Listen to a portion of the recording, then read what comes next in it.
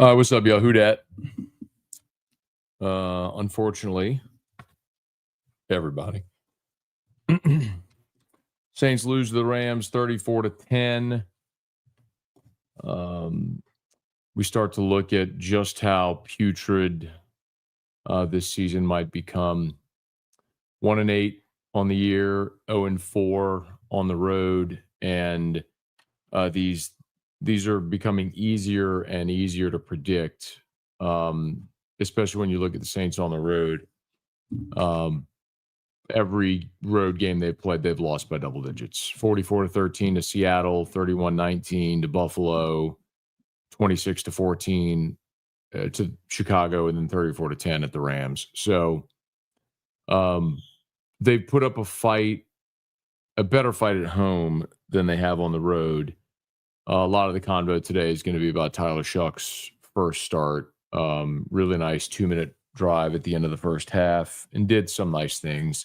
The interception at the end, it's 4th down play. I mean, you got to make something happen. I'm less concerned about the interception at the end where you're trying to make a play on a 4th down than I am on the play before. When Juwan Johnson dropped another friggin' football, remind me why they paid Juwan Johnson? Anybody want to remind me how much they paying him? Let me see. Juwan Johnson contract. How much they pay him? 3 years, $30.75 million. For what? Anyway. The more the sample set, we'll talk about Shuck here in a second. Get your questions in, comments in, fire away. Please smash the like button there on YouTube. If you're new, subscribe to the channel. Appreciate y'all for being there. Shout out Parish Construction and Roofing, parishbuilt.com. Do business with someone you know, Parish Construction and Roofing. You know what? I'm also going to shout out my folks at Got Lit. GotLitLights.com. Post them. It's not too late, by the way, to get your. I need to change the. Score on deal. There you go. I need to go into YouTube and change the score. There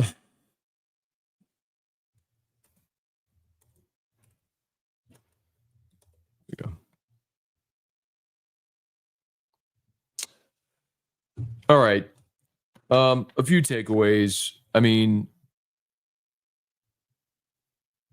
I can go through the game, but my big picture here is we continue to see the people that you had hoped to count on this year not actually live up to anything. I was hoping this season, really, I was hopeful. I can't say that I was optimistic, but I was hopeful that the secondary in particular, we would see growth and development from young players like Kool-Aid, Quincy Riley, Jonas Sanker. And maybe that was unfair, but, they just absolutely beat the hell out of you from start to finish. I mean, you get the ball, you win the toss and take the ball, which is a bold strategy to win the toss and take the ball. And you promptly go 3 and out. You go run, pass. Run, pass, punt. That was some Les Miles-ish there if I've ever seen it. Run, pass, punt. And then you give the ball to the Rams, and they probably go 12 plays, 88 yards. Stafford's 8 for 8 on the drive, and they're up 7-0. If ever there was a quintessential, crystal clear display of the difference between a good team and a bad team, that was it right there. Saints get the ball back, go 3. Saints went up 3 and out in their first 3 possessions. Their first down of the game came when Taysom ripped off that 29-yard run, and Taysom had the whole drive. They ended up with a 4th and 1. They false start and ended up kicking the field goal to go down 13-3. So, I mean, it took to the 4th possession where they finally got a first down. But, man, there's just so many times where you can't get out of your own way. It's 7-0 on the Rams' 3rd possession. Alontae Taylor gets that big TFL. They convert a 3rd and 8. Then Chase Young gets a sack. It's 2nd and 18. They end up with a 4th and 3. They go for it, and Kool-Aid gets hit with the PI. And then Alontae Taylor gets flagged for defensive holding. And then Devontae Adams gets the touchdown to make it 13-0. I mean, on their next drive is when Puka Nacua burned Kool-Aid for the 39-yard touchdown. Beautiful throw by Stafford. Great play by Nakua. It's why he's a number one. But the point I keep making is, like, you're counting on Kool-Aid McKinstry to be a number one. And if and every team in the NFL, except the Saints, has a number one receiver. So every week you're going to go up against Puka Nakua, or in this case, Puka Nakua or Devontae Adams, or a JSN, or a Marvin Harrison Jr., or a fill in the blank. Everybody's got one. Everybody's got one. And you're asking Kool-Aid if he can be the guy who can lock down that other team's number one. And consistently, he's showing you he's incapable. He's just not a very good player. So he's certainly not a starting caliber number one corner. Could he be a number two? Maybe. Is he maybe a nickel? Possibly. But I'd say the same about Alontae Taylor. Jonathan Vilma said at one point on the broadcast where Alontae Taylor gets flagged and then gives up the second touchdown, Vilma says on the broadcast, Alontae Taylor's better at the goal line than what he's showing right now. No, he's not. I mean, he's at best a nickel. Like, at best, he's that's what he's probably more of a safety. He's just not a cornerback. He's not an NFL corner. We saw that a year ago when you had injury. You trade you traded Lattimore.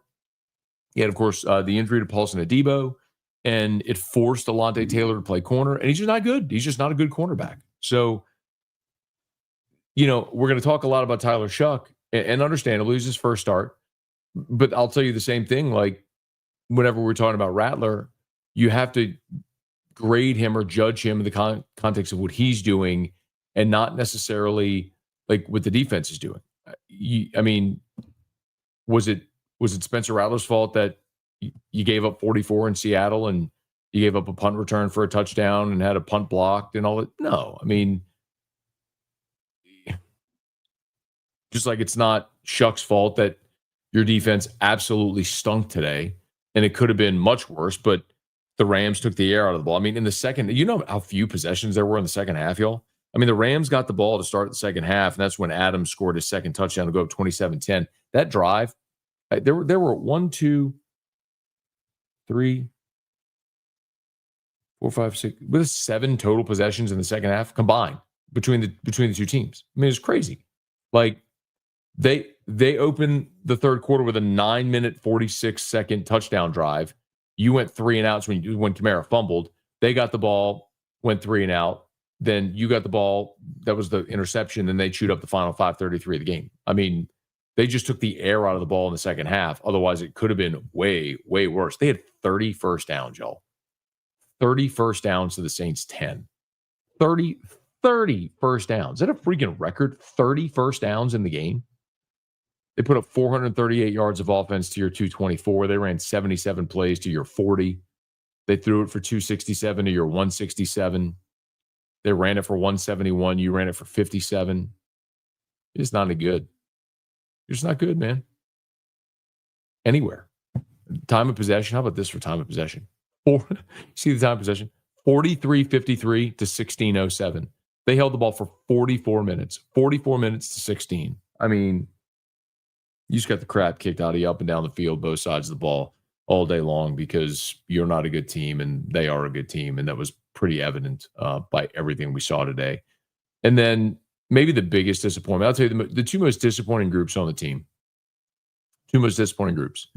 I would say your secondary, because you invested in Alontae Taylor, you invested in Kool-Aid, you invested in Jonas Sanker, you invested in Justin Reed. Like, you invested free agent dollars and draft capital in that position group, and they are bad. They are among the worst in the NFL.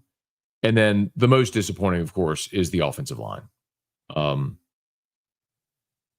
With 4 first-round draft picks on that offensive line to be that atrocious. God bless, Shuck was only sacked once, but 5 passes defended. He got hit twice. And I mean, the other one, honestly, it was on the 2-minute drive. Like, you probably don't score on that 2-minute drive, but for the roughing penalty. And I feel for Byron Young. It was the right call. He went high and he absolutely hit Shuck in the head.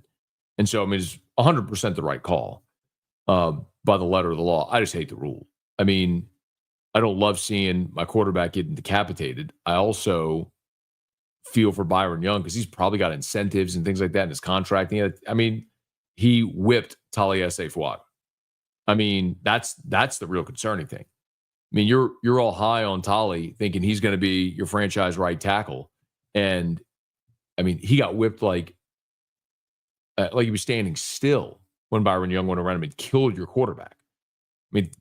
You got the flag, and ultimately ended up scoring right there before half to make it 2010. But anyway, whatever, just awful.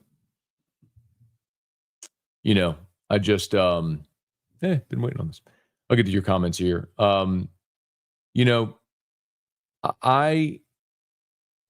This isn't even infuriating anymore. It's a waste of time. I'm with you in that sense that I don't necessarily good game. I don't. I'm gonna say again something y'all are probably sick of hearing me say because I've said it from the beginning of the season, which is I'm not going to sit here and yell and scream about wins and losses because I didn't think this team was going to be any good. I picked them 5-12, and I probably overshot it.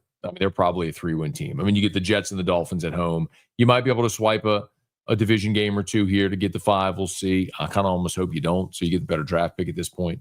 But I'm not mad about the wins and losses because I didn't think the wins and losses would be there. What I'm mad about, or what I'm disappointed about, is some of the things that we hoped we'd see, your progress and development, and some of the young guys showing you they could be cornerstone pieces aren't. You can't build around Kool-Aid McKinstry. He may end up becoming a good player, but he's not a number one corner. That's evident. You can't build around. You need a number one corner, whether that's in the draft or that's in free agency. You don't have one. Hope we might. Jonas Anchor has been up and down. I'm not giving up on Jonas. I think he's got the potential to be a starting caliber safety and be a good player. Alontae Taylor, he wants to leave in free agency, or you can trade him at the deadline. Do it at this point. I think at best he's a nickel or a safety. He'll never. He's a liability when you try to have him cover. Brian Brzee has done nothing this year. Did Brian Brzee make a play today? I was listening at one point to the game, and Brzee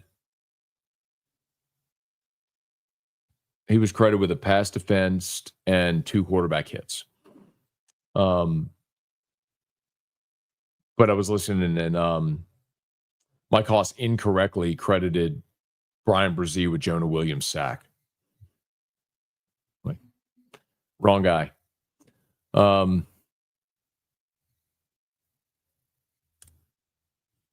Just what it is. First time I've not watched the game. Knew what the results would be. Hope he goes off on Kool-Aid. There you go. What at this point, it's what it is with Kool-Aid. Let's acknowledge when you start thinking about the trade deadline and then the off season, right? And how what you need to build. The thing that's the most disappointing thing to sit here right now and say it is, I would have hoped, I would have hoped that we could have come out of this season and said, okay, they're not good, but at least they're good at X, right? This is a person or a position where they can improve. See, this says keep developing first overall pick some young talent. But that's what I'd hoped. Where's the young talent? You got to help me on that one. Where's the young talent? In this one, it says this is a rebuild. Yes, of course it's a rebuild. We've been saying that forever. That's why I'm not upset about the wins and losses. But I want to see young talent play well. Kelvin Banks had a penalty today. He also got bum rushed on a TFL.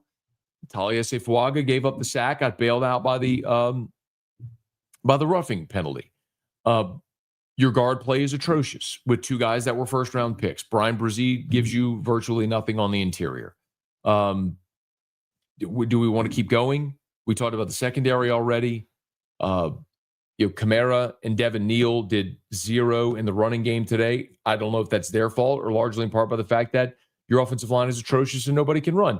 Neal had 3 carries for 11 yards, a long of 4. Taysom was your leading rusher with 4 rushes for 30 yards and a long of 29. I mean, and Taysom got stuffed, by the way, on a 4th down carry near the goal line. So, like, I hear you where you're saying, like, young talent build around. Where's the young talent you want to build around? That's my frustration. Like, I was good using 9 draft picks this year to get a whole bunch of young, affordable talent, right? Better young team, better contracts. You sort of reset so you'll be able to spend in free agency. But, like, where are the cornerstone pieces? I think Kelvin Banks could be really good. I really do. I think he could be really good at left tackle. But, like, where's the young talent you're talking about? Moore looks way in over his head. I mean, yeah, look, first time 1-8 since 1980. I mean, they were 1-7 in under Ditka in his last season, and now 1-8. You've gone back to the night all the way back to 1980.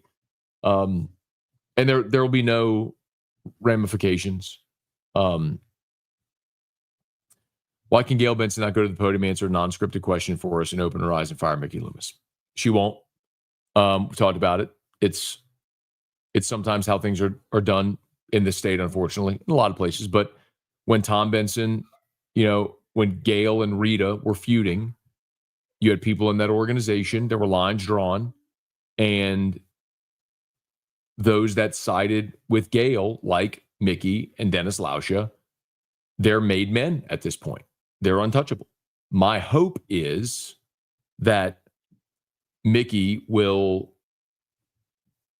step down as the GM and take a lesser role within the organization. Like, you want to be some emeritus stuff just to keep catching a check, whatever. But get someone in there who can actually build a roster, because what becomes more and more apparent,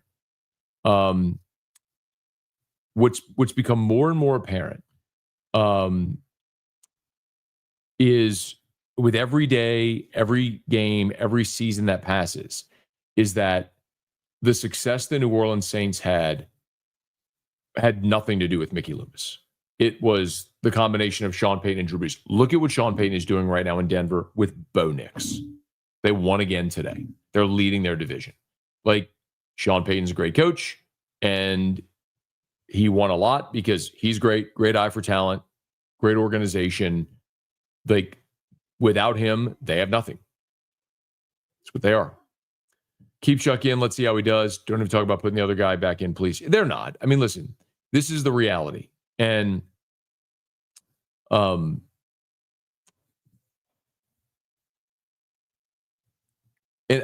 I don't really care what the agreement or disagreement is. Like, the reality is you use the 40th pick on Tyler Shough. Okay? And I was okay with it. Like many of you were. Like, you've got to take a shot. And I'm not saying throw dirt on Tyler Shough because they just lost the Rams. The Rams are good and you aren't. You stink. So I'm not, like, Olave dropped another contested ball today. Juwan Johnson, the third down play right before the interception was a ball he couldn't come up with. Like, you got no weapons. You got no weapons for a rookie quarterback behind an offensive line that stinks. Same thing Spencer Rattler was saddled with. But you use the 40th pick on Shuck, and so he's going to start the rest of the season. You've given Spencer Rattler had 6 starts last year and 8 starts this year. So he's had 14 starts. We have a good sample size to know what Spencer Rattler is. Athletic guy, good arm, can make some plays. The turnovers recently really were a problem. I don't really saddle him with the 0-6 last year because you were playing with a practice squad roster with all the injuries. But you had 14 game sample. It's like, okay, we know what you are.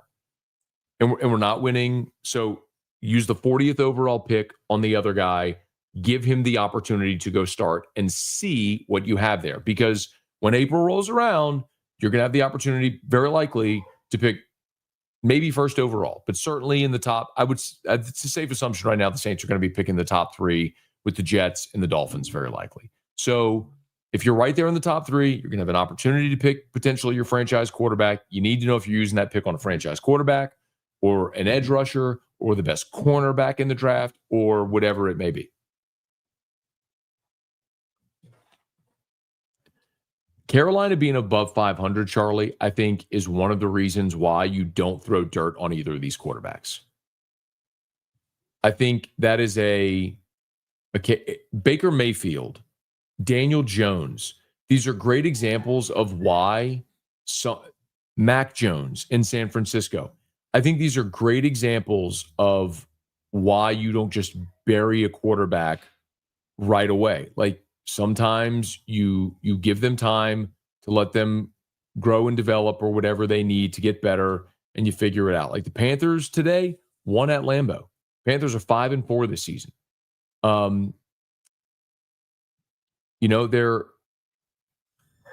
Their losses, they lost at the Jags, at the Cardinals, at the Patriots, and at home against the Bills.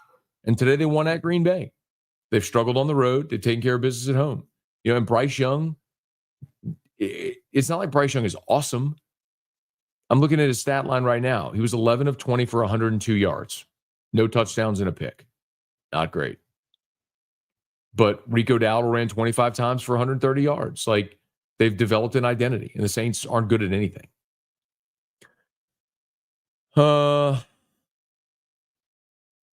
Matt, Shuck appears to have a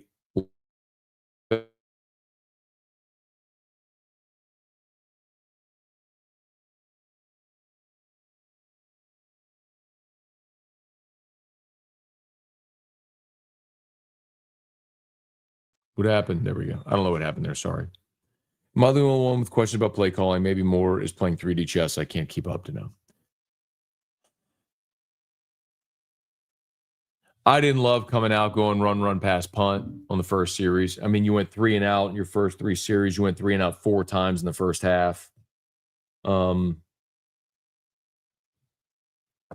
Sure.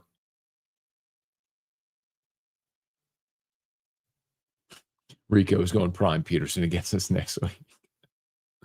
I mean, like, again, Rico Dowdle, 25 for $130 today, averaged 5.2 yards a carry, and you're a defense that can't stop the run. So, and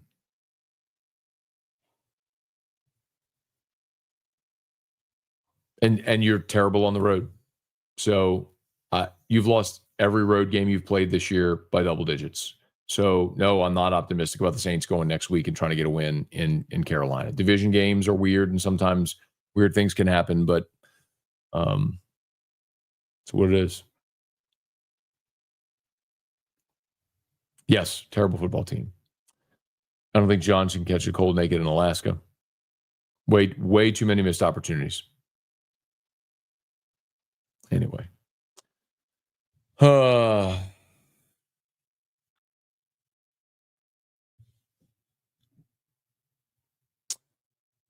would love for them to fire Mickey, but they won't. Common denominator with both quarterbacks, terrible play calling. All right, if you're going to say terrible play calling, tell me what play call. Like, what would you like to see them do differently? We could have the whole first round of the draft come smack and Mick would lay an egg. And I'm bummed too, man, because I was optimistic about this year's draft. And I think if we look at this year's draft, I do think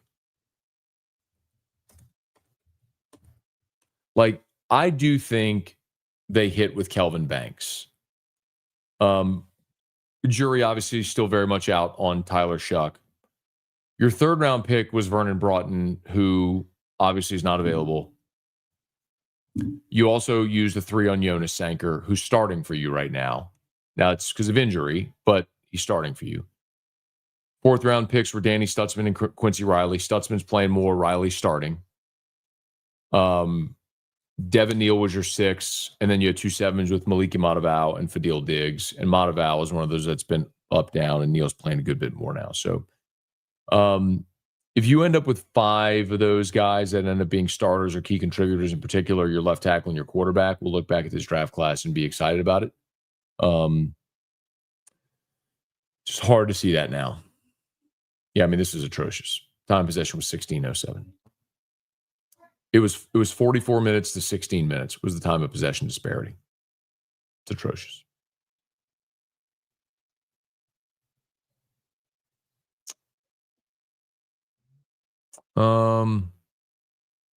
Any more? Joe got any more?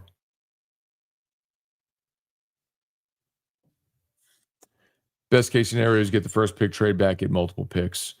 Yeah, but if you do that, then you got to hit on the multiple picks, right? And if I show you the instances where the Saints used multiple first round picks, I'm going to show you 2022 where they took Olave and Penning. That really hasn't worked out. In 2017, they had Lattimore and Ramchick, which clearly both hit. But in 2015, they had 2 1s, and they took Andrus Peat and Stephon Anthony. Now, Pete became a starter by default because you used the 13th pick on him, but he ended up being a guard and wasn't very good. And Stephon Anthony was a total bust.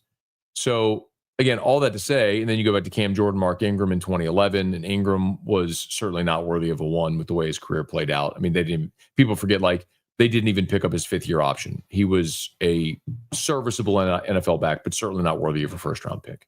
So, again, all that to say, like, okay, you want more picks. You just had 9 picks in this draft. Then how did that work out for you? We'll see. The jury's still out, but whatever. Mickey is a bum. Shanahan come in with you at quarterback. But the other thing about Shanahan, and I agree with you, Shanahan's a great play caller, great coach. I think John Lynch deserves so much credit because that roster is awesome. Like, they have built and maintained and sustained a great roster so that even with turnover at quarterback, if it was Jimmy G, if it's Brock Purdy, a 7th rounder, if it's Mac Jones, a retread, they get the right guy that can function within that system around a really talented roster, and you can win. Like, I would say that's comparable, like, to when Jameis took over when Drew Brees retired. I mean, you were back-to-back playoffs. I mean, you had a playoff roster. And Jameis stepped in as a veteran player and had you 5-2 before he tore his ACL. Like, you had a really good roster around him. Like, put Drew Brees on this roster, and you're a 6-7 win team. It's like 13, 14, 15 when they went 7-9, 7-9, 7-9. I'm sorry, 14, 15, 16, the back-to-back 7-9 seasons. The only reason you won 7 games is because you had a Hall of Fame quarterback. Without a Hall of Fame quarterback, those teams would pick in the top 5 of the draft.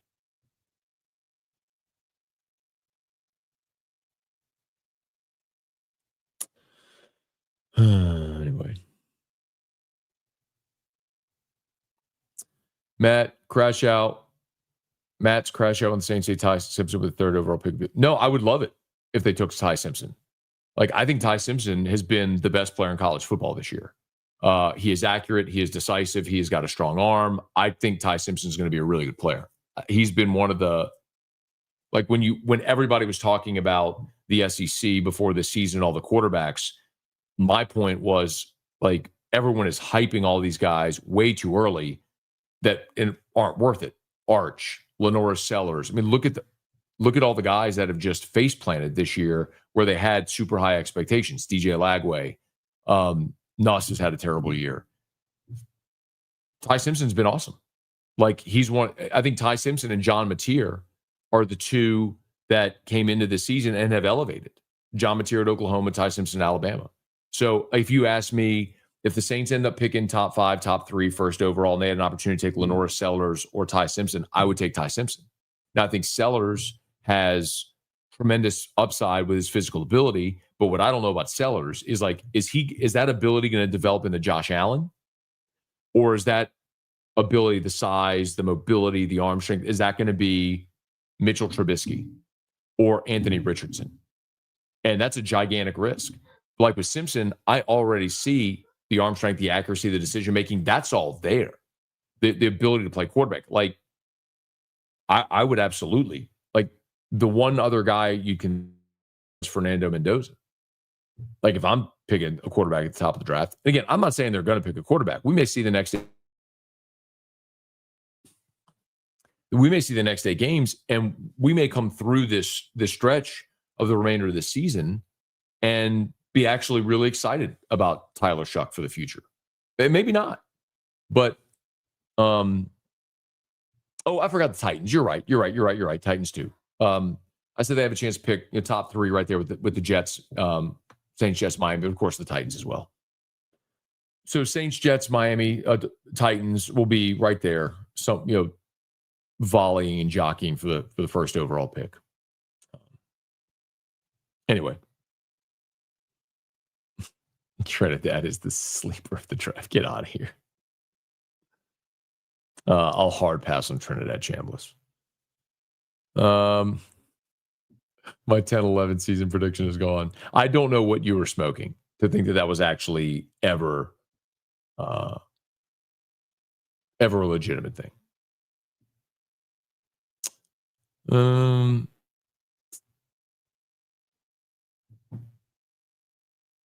Wait, you said you turned on Ty Simpson. I was never anti-Ty Simpson. Like, Ty Simpson was awful in the one game we saw him 2 years ago against South Florida, but we hadn't seen Ty Simpson. I wasn't going to come into this year hyping Ty Simpson because we hadn't seen him do anything. But he's been outstanding this year. Absolutely. All right.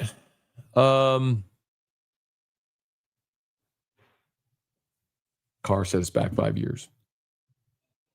The decision to invest in Carr and then continue and then to restructure his contract, yes. Can you imagine what this team would be if you had Derek Carr on this awful team? All right.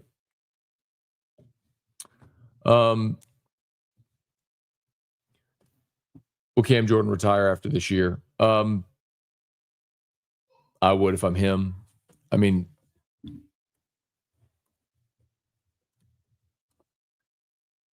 his playing time is down. This is the last year of his deal. So he becomes an unrestricted free agent after this season. It would make sense. Top 5 pick, grabbing Jeremiah Smith, like, I'd be good with that too. If you're committed, look, Smith's a sophomore. If you're committed, or whoever the number 1 receiver in this draft is going to be, if you're committed to one of these quarterbacks and you want to take the best receiver in the draft, okay. You need everything, man.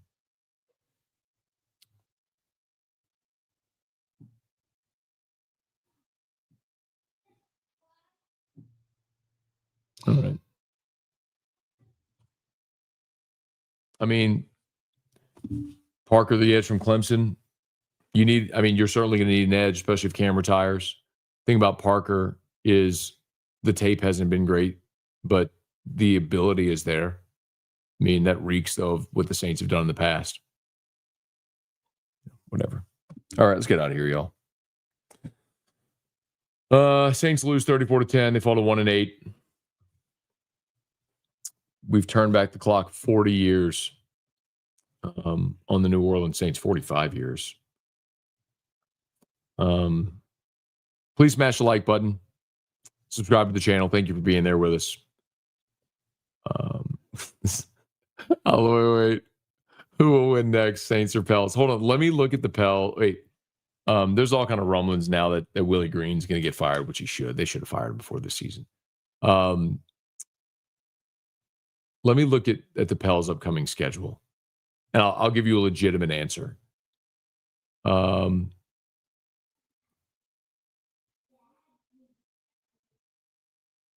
Okay.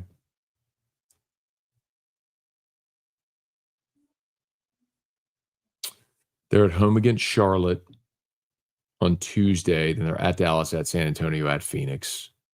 Home against Portland on the 12th. Home against the Lakers. Home against Golden State. Home against OKC. Home against Denver. At Dallas. Jesus. If they don't beat Charlotte, y'all. If they don't beat Charlotte on Tuesday.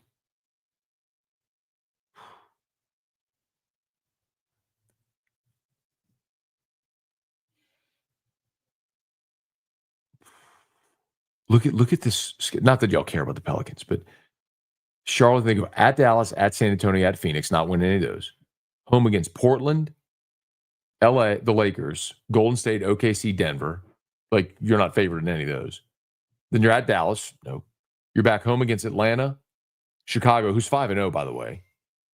Memphis. Then you're at Golden State, at LA, back-to-back into December 2nd, back-to-back nights against Minnesota. Or you have December 2nd, December 4th, 2 straight games against Minnesota.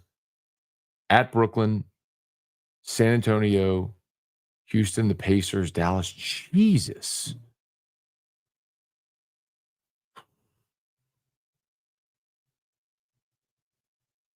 The Saints may win before the Pelicans win. They may. If they don't beat Charlotte. They better beat Charlotte on Tuesday. Yeah.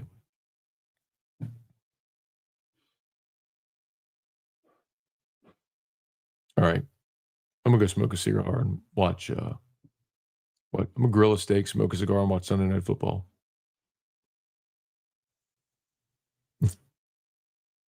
Go play Pearl Jam, Better Man with Your Dad. Love it.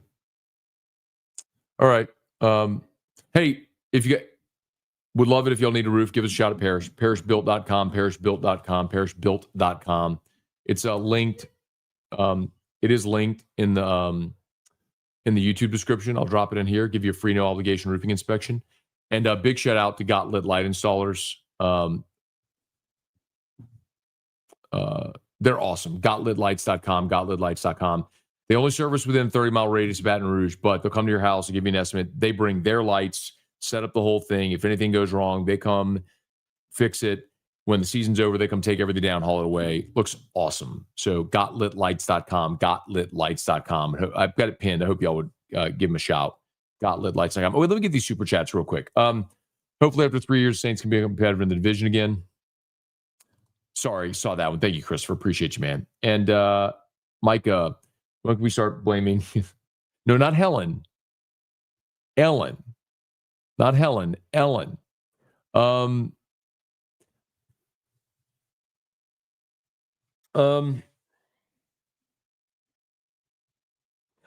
Listen, there are things that I will blame Kellen Moore for. Like, go back to the first game of the season. Right before half, Moore not using his timeouts, like, that's a blunder. Continuing to stick with Blake Groupie, that's a problem. Some of you have taught play calling. I think they're so bad offensively, skill-wise. I don't know that Christ Almighty could come call plays and would actually make a difference on this team. So, sure, you want to blame him? Absolutely. I mean, he's the head coach. They're not competitive. Like, I would think a better coach puts you in better situations to be more competitive. Moore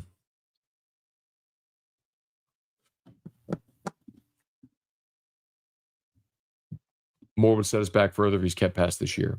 I could argue, too, that firing a coach after a year would create even more instability. Like, unless if you just know undeniably that these dudes do not respect him, they've given up on him, and he is incapable, I just don't think that's the case. I mean, I think you have a terrible roster. I mean, I think you have the worst roster in the NFL. And as a result, it looks like it looks. All right.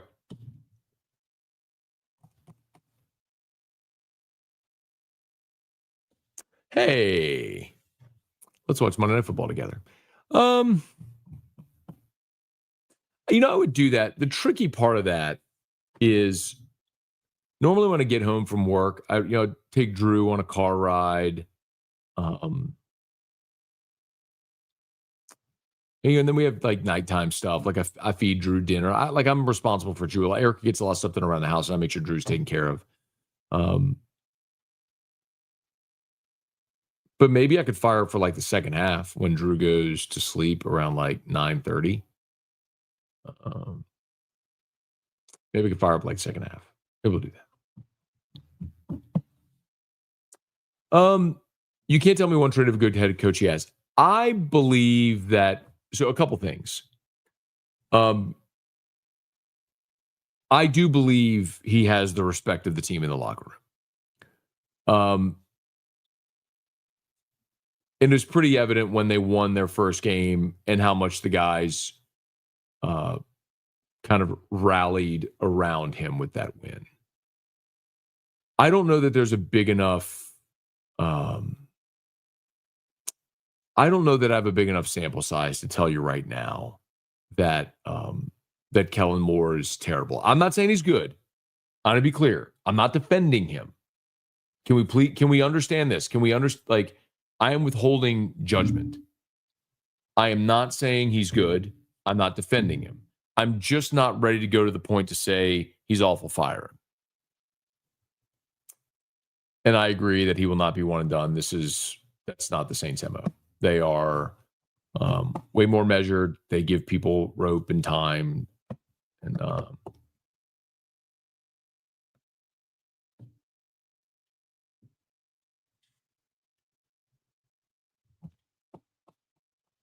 anyway. Hope you see this. I don't know how you evaluate a roster when the entire team is bad everywhere. That's kind of my point. It's hard. Wait, like this. Wait, no, hold on. This guy said, "Why is it okay for the rookie to stink? We blame Rattler for everything." I didn't blame Rattler for everything. Like, you may be new here, Chad. I didn't blame Rattler for everything. I haven't blamed Rattler for the record being what it is. Like, it would be very hard for anybody, like, to quarterback this team to win right now. The point is, you have given him a 14-game sample. The turnovers the last 3 weeks are a problem. And at some point this year, no matter what, you were going to play Tyler Shough. Like, the counter argument to this is like, I live in the real world. I live in reality, where when teams draft in 2025, when teams draft a quarterback with the 40th pick, he's going to play. So I didn't blame Spencer Rattler for everything. I can look at Spencer Rattler and say he was playing consistent football for the first 6 starts. He was not turning, for the first 6 starts, he was not turning the ball over. And you weren't losing because of him, but he also wasn't elevating you. Your defense is atrocious, really struggled to run the football. You go into a stretch where you turn the ball over for 6 straight quarters, and now all of a sudden you're throwing a pick 6 at the goal line, and you're fumbling, and the Reds are like, now you are costing your team. And it was inevitable that it was going to happen, that Shuck was going to play anyway. We've literally talked about this from the preseason. This was always going to happen. You were going to play Tyler Shough at some point this year. Like, unless if Spencer Rattler had turned into Jesus and turned this team into a playoff team somehow, and they were contending, you were always going to play Shuck at some point. So I'm not saying throw dirt on Spencer Rattler. I'm just saying you have to see what you have in Tyler Shough. So let's see it. Give him 8 games and we'll see and evaluate. And then after this season, maybe you go into next year and you know Shuck's not the answer, and maybe you feel better about Rattler, or maybe you don't feel good about either of them and you draft a quarterback. And maybe you go into next year with a competition with 3 guys. I don't know what they're going to do, but it's naive to think that they were never going to play Shuck. It's naive. Like, it's 2025. You draft a quarterback high, he's going to play. They drafted him 40th overall. He was always going to play. Do we get it? Are we on the same page now?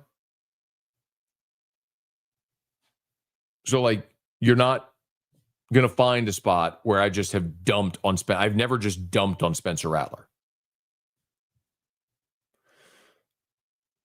Yes, correct. Saints do not have any one of the top 100 players in the NFL. I talked about that before the season, and I got told by some of you, well, it's a crappy list. Eric McCoy belongs on it. How can you tell me Alvin Kamara is not on the list? Chris Olave. And then you see him play, and you go, oh, yeah, they're not very good. Let's get real.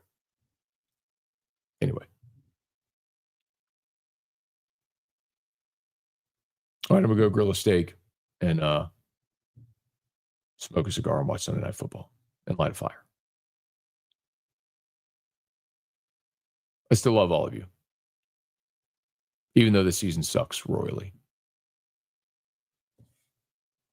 Who dat? Smash the like button.